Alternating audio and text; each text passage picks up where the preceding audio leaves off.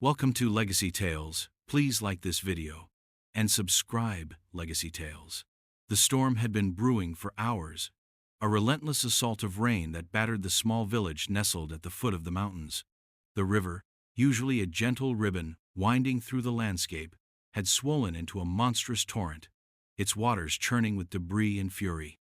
Trees snapped like twigs as they were uprooted and swept away, their roots clawing futilely at the earth before surrendering to the current. The air was thick with the scent of wet soil and panic, and the sky, a swirling mass of charcoal clouds, seemed to press down on the land, suffocating any hope of relief. In the heart of the chaos stood Aaron, a wiry farmer in his late 30s, his calloused hands gripping the wooden handle of his scythe as he surveyed the destruction. His fields, once lush with crops, were now submerged under muddy water, the fruits of months of labor lost in an instant.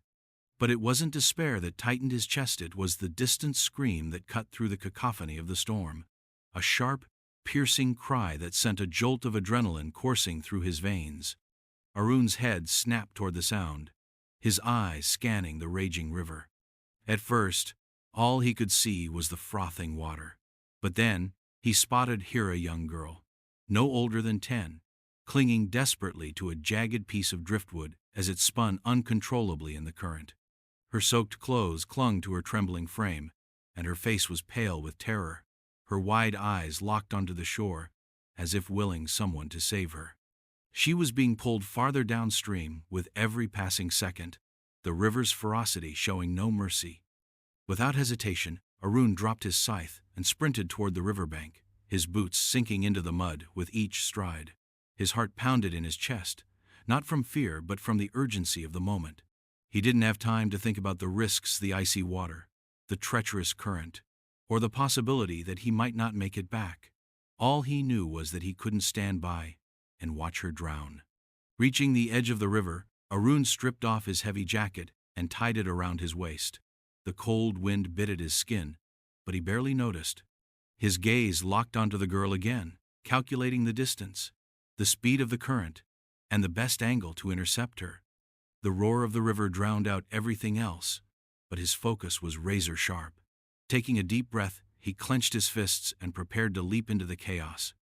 With a primal shout that was swallowed by the storm, Arun hurled himself into the river. The icy water hit him like a wall, stealing his breath and threatening to drag him under immediately. For a moment, he felt the sheer power of the current pressing against him, trying to force him back to the surface, like a leaf caught in a whirlpool. But Arun fought back, his arms slicing through the water with desperate determination. Each stroke was a battle against nature itself, his muscles burning as he pushed forward, inch by agonizing inch. The girl was closer now, her cries faint but still audible over the thunderous roar of the flood. She was losing strength, her grip on the driftwood slipping as the river tossed her violently from side to side. Arun's heart clenched at the sight, but he forced himself to stay focused. Panic would only make him slower, weaker. He adjusted his trajectory, angling his body to cut through the current more efficiently, his legs kicking furiously beneath him. Every movement felt like it required twice the effort, the freezing water sapping his energy faster than he could replenish it. Suddenly, a massive tree trunk surged past him, spinning wildly in the current. It clipped his shoulder, sending a searing pain shooting through his arm and nearly knocking him off balance. For a terrifying moment, Aaron thought he might be pulled under, but he gritted his teeth and fought harder, digging deep into reserves of strength he didn't know he had. He couldn't afford to fail, not when the girl's life depended on him. Finally, after what felt like an eternity, he reached her. The driftwood she clung to was slick and unstable, but Aaron managed to grab hold of it, steadying it with one hand while reaching for her with the other. "Hold on," he shouted, his voice hoarse and barely audible over the storm. The girl's wide, tear-filled eyes met his, and for a brief moment, he saw a flicker of hope in them. She reached out, her small hand trembling as it grasped his. But the river wasn't done with them yet. Just as Aaron pulled her close, a violent surge of water slammed into them, dragging them both under. The world turned chaotic darkness, cold, and the deafening rush of water filled his senses. Aaron held onto the girl with every ounce of strength he had left, his lungs screaming for air as they tumbled together in the merciless current. His mind raced, searching for a way out, a way to bring them both back to the surface. Summoning every last bit of willpower, Aaron kicked hard, propelling them upward. They broke through the surface with a gasp, both of them coughing and sputtering as they fought to stay afloat. The shore was still far away, but Aaron refused to give up. Wrapping one arm tightly around the girl, he used his free arm to swim, fighting against the current with everything he had. Each stroke felt like it might be his last, but he kept moving, driven by the knowledge that failure wasn't an option. When they finally reached the riverbank, Aaron collapsed onto the muddy ground, his body trembling with exhaustion. The girl lay beside him, shivering but alive, her chest rising and falling in shallow breaths. Aaron looked down at her, his vision blurred with fatigue and relief. He had done it, had saved her. And though his body felt like it might collapse entirely, a fierce sense of triumph burned within him. They had survived. As Aaron cradled the shivering girl on the riverbank, wrapping her in his soaked jacket to shield her from the biting wind, a sleek black car screeched to a halt nearby. The doors flew open, and two figures emerged, man and woman, both impeccably dressed despite the chaos of the storm. Their faces were pale with fear, their eyes darting frantically until they landed on the child.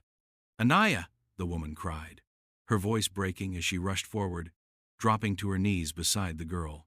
"Mom! Dad!" the girl whispered weakly, her voice trembling as she reached out to them. The couple enveloped her in a desperate embrace, tears streaming down their faces as they murmured words of gratitude and relief. For a moment, the storm seemed to fade into the background, the world narrowing to this small circle of reunion. But then the man turned to Aaron, his expression shifting from raw emotion to something deeper, raw gratitude and an unspoken weight of obligation. "I don't even know where to begin," the man said, his voice thick with emotion as he extended a hand toward Aaron. "You've saved our daughter. You've saved everything to us." Aaron, still drenched and exhausted, shook his head modestly. "I just did what anyone would have done," he replied, though his humility only seemed to deepen the couple's admiration. The woman, her hands clasped tightly together, stepped forward. "No, you risked your life. You went into that river without a second thought. We owe you more than words can ever express." Her voice wavered, but her resolve was clear. "We're going to make sure you're taken care of for life." Aaron blinked, unsure how to respond. Before he could protest, the man gestured toward the car. "Please come with us. Let us take you somewhere warm and dry. There's so much we need to discuss." Though hesitant, Aaron nodded, helping the girl to her feet and guiding her toward the vehicle. As they drove away from the flooded fields, the couple introduced themselves, Vikram and Priya Kapoor, prominent entrepreneurs whose business empires spanned industries. Their wealth was evident in the luxury of the car, but their gratitude felt genuine, unmarred by pretense. At their sprawling estate, Aaron was ushered into a grand living room, where servants brought him dry clothes and hot tea. The Kapoors insisted he rest, but their eagerness to speak was palpable. "Aaron," Vikram began, his tone serious yet warm, "we've already spoken to our lawyers. We want to ensure you're rewarded for your bravery, not just financially, but in ways that will change your life forever." Priya nodded fervently, adding, "You've given us back our daughter. How can we ever repay you?" Aaron sat quietly, overwhelmed by their generosity but unsure how to accept it. "I didn't do this for reward," he said softly. "I just couldn't let her go. And that's exactly why we want to help you," Vikram replied, his voice firm. "People like you remind us of what truly matters. Let us show you the same kindness you've shown us." Over the weeks that followed, Arun's life underwent a transformation so profound it felt almost surreal. The Kapoors wasted no time in honoring their promise. Within days, a team of engineers arrived at Arun's modest farm, assessing the damage caused by the flood. By the end of the month, the fields were not only restored but modernist irrigation systems installed, soil enriched, and high-yield crop seeds distributed. What had once been a patchwork of struggling crops became a thriving agricultural enterprise, capable of sustaining not just Arun, but the entire village. But the Kapoors' generosity didn't stop there.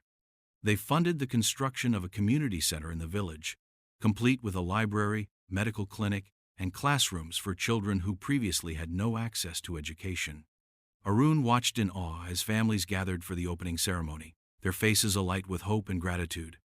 For the first time in years, laughter echoed through the village, replacing the somber silence that had lingered after the flood. The changes rippled outward, touching lives in ways Arun hadn't anticipated. Neighbors who had once struggled to make ends meet found employment in the newly revitalized farm or the community center. Children who had never held a book before eagerly flipped through pages, their curiosity ignited. Even the local market flourished as villagers pooled resources to sell surplus produce, creating a sustainable cycle of prosperity. Arun, once a solitary figure toiling in the fields, became a pillar of the community, his selflessness inspiring others to pay it forward. Yet amidst the tangible improvements, it was the intangible shifts that resonated most deeply. The village, once fractured by hardship, began to feel like a family. People shared meals, helped repair one another's homes, and celebrated milestones together. Arun often found himself reflecting on how a single act of courage had sparked such widespread change. The Kapoor's gift wasn't just financial, it was a catalyst for unity, resilience, and renewed purpose. One evening, as Arun stood on the porch of his newly renovated home, watching the sun dip below the horizon, he felt a profound sense of fulfillment. The fields stretched out before him, vibrant and alive, a testament to the power of kindness and the ripple effect of doing what was right. He realized that the true reward wasn't the wealth or recognition, it was the joy of seeing others thrive because of his actions. In that moment, Arun understood that the greatest gifts are those that keep giving, long after the initial act is done. Months later, Arun received an invitation to a gala hosted by the Kapoors in the city, an event celebrating philanthropy and community impact. Dressed in a suit provided by Vikram himself, Arun stepped into a glittering ballroom filled with influential figures from across the country. The atmosphere buzzed with conversations about innovation, social responsibility, and the future. Yet as he mingled, Arun couldn't shake the feeling of being an outsider in this world of opulence. Still, he carried himself with quiet dignity, his story preceding him like a whispered legend. The highlight of the evening came when Vikram took the stage, his voice resonating through the hall. "Tonight, we honor not just achievements, but the spirit of humanity that drives them," he began, his gaze locking onto Arun. "There's a man here tonight whose courage reminded us of what truly matters. Arun, would you join me?" The room erupted in applause as Arun made his way to the stage, his heart pounding. Under the spotlight, he felt exposed yet strangely empowered. Vikram handed him the microphone, and for a moment, Arun hesitated. Then, he spoke not with practiced eloquence, but with raw sincerity. "I didn't save Anaya for recognition or reward," he said, his voice steady despite the weight of hundreds of eyes on him. "I did it because it was the right thing to do. But what I've learned since is that kindness doesn't just change lives, it multiplies. It creates ripples that touch people you'll never even meet." The audience listened intently, their expressions softening as Arun recounted how the Kapoor's generosity had transformed not just his life, but an entire village. When he finished, the room erupted in a standing ovation, but Arun's thoughts were elsewhere. He thought of the farmers back home, tending to their revitalized fields, of the children laughing in the community center, of the Kapoors, whose gratitude had sparked a chain reaction of good. That night, as he accepted a plaque engraved with the words "Champion of Humanity," Arun realized the true depth of his journey. His act of bravery hadn't just saved a life, it had ignited a movement, proving that compassion, when nurtured, has the power to reshape the world. As the gala concluded, Arun found himself seated beside Vikram and Priya during a quiet moment in the evening.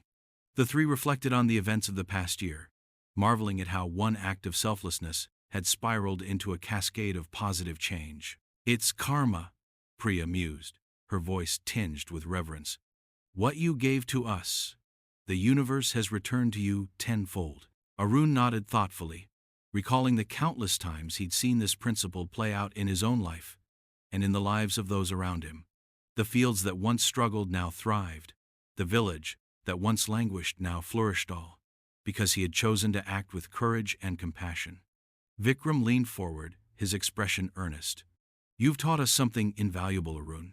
Success isn't measured by wealth or influence, it's measured by the lives you touch and the legacy you leave behind. These words resonated deeply with Arun, who had always believed in the quiet power of doing what was right, regardless of reward. Yet, seeing the tangible outcomes of his actions reinforced a truth he had always suspected. Kindness, no matter how small, has the potential to create waves of change far beyond its origin. As the trio parted ways that night, Arun felt a profound sense of peace. He realized that the rewards of his actions weren't confined to material wealth or public acclaim. They were woven into the fabric of lives transformed, communities uplifted, and futures rewritten. Karma, he thought, wasn't just a cosmic balance, it was a reflection of the interconnectedness of humanity. And in that realization, Arun found his greatest reward, the knowledge that his choices had sparked a legacy of hope, proving that even in the face of chaos, goodness always finds its way back to those who dare to believe in it.